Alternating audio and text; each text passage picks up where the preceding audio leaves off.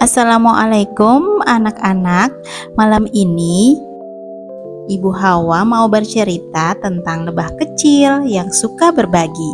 Tapi bukan cuma cerita ya, kita juga akan belajar sedikit tentang madu dari sisi ilmiah dan ciptaan Allah yang luar biasa. Yuk atur posisi nyaman dan siap mendengarkan dongeng malam ini bersama Hawa Natural. Di sebuah taman yang indah, hiduplah seekor lebah kecil bernama Lala. Setiap pagi, Lala terbang dari satu bunga ke bunga yang lain, mengumpulkan nektar sambil bersenandung riang.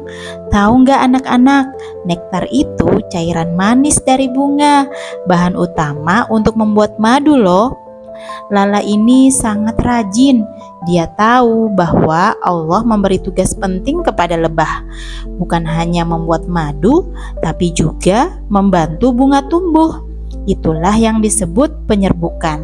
Ada yang pernah dengar? Setiap kali Lala bekerja, bunga-bunga di taman pun mekar lebih indah.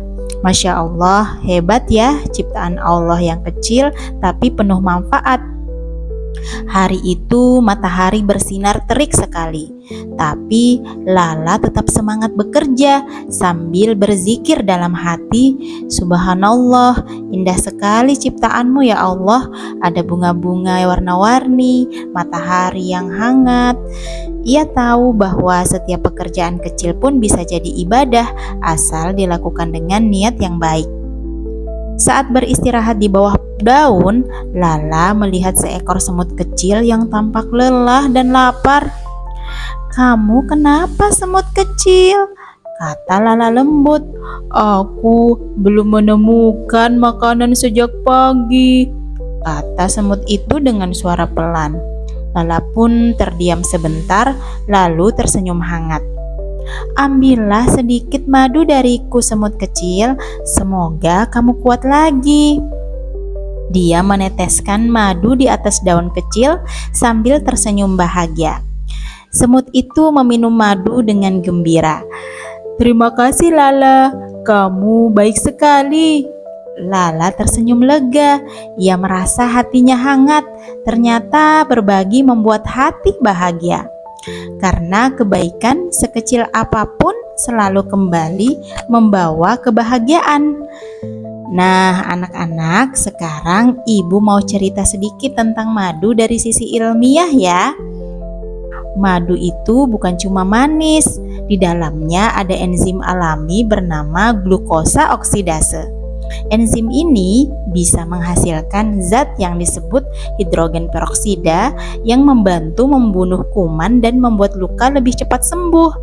Karena itu, madu sering dipakai untuk mengobati luka ringan atau sariawan. Tapi ingat ya, madu tidak boleh diberikan pada bayi di bawah 1 tahun karena pencernaannya belum siap. Ini penting banget diketahui, apalagi buat calon ibu dan ayah cilik masa depan. Dari sisi farmasi, madu termasuk bahan alam yang sudah banyak diteliti. Madu punya pH asam dan kadar air rendah, jadi kuman sulit hidup di dalamnya. Bahkan di beberapa rumah sakit, madu steril digunakan untuk membantu penyembuhan luka bakar ringan. Masya Allah ya, betapa sempurna ciptaan Allah, bahkan dari seekor lebah kecil yang tampak sederhana. Allah bahkan menyebut lebah dalam Al-Quran surah An-Nahl. Dari perut lebah keluar minuman madu yang bermacam-macam warnanya. Di dalamnya terdapat obat bagi manusia. Surah An-Nahl ayat 69. Jadi madu bukan cuma lezat, tapi juga obat alami yang penuh berkah dari Allah. Masya Allah, luar biasa ya anak-anak.